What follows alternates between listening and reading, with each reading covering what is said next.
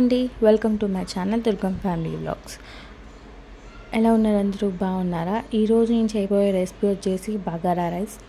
Simple ఇంగ్రీడియంట్స్తో సింపుల్గా, ఈజీగా, టేస్టీగా, బ్యాచిలర్ ఫ్రెండ్లీ కూడా. ఇది చాలా ఈజీగా బిగినర్స్ కూడా చేసుకునే అంత ఈజీ రెసిపీ ఇది. మీరు కూడా ట్రై చేయండి. And please do like, share and subscribe to our channel. And ప్రాసెస్లోకి వెళ్ళిపోదాం. ఫస్ట్ ఒక కడాయి తీసుకొని 2 పావుల నూనె పోసుకొని, కావాలంటే మీరు 2 పావుల నూనె ఒక స్పూన్ నెయ్యి కూడా యాడ్ చేసుకోవచ్చు. అలా చేస్తే బగారా రైస్కి ఒక మంచి ఫ్లేవర్ వస్తుంది. తర్వాత మనకు అందుబాటులో ఉన్న బిర్యానీ సామాన్లన్నీ ఇందులో వేసుకోవాలి.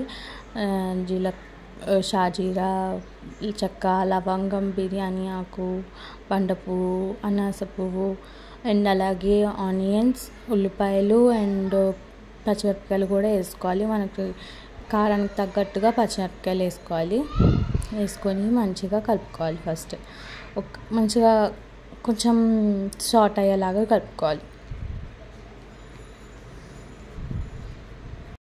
మనం రుచికి సరిపడినంత ఉప్పు వేసుకొని బాగా కలుపుకోవాలి.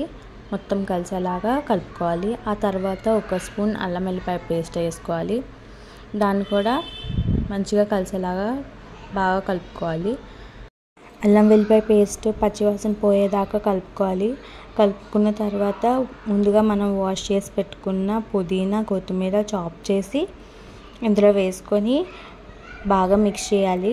మిక్స్ చేసిన తర్వాత మనం ముందుగా నానబెట్టుకున్న బియ్యం, బాస్మతి రైస్, దాన్ని 1 గ్లాసు బియ్యానికి 2 గ్లాసుల నీళ్ళు పోసుకొని అలా నానబెట్టుకున్న బియ్యాన్ని ఇందులోకి ట్రాన్స్ఫర్ చేసేసుకొని కలిపేసుకోవాలి.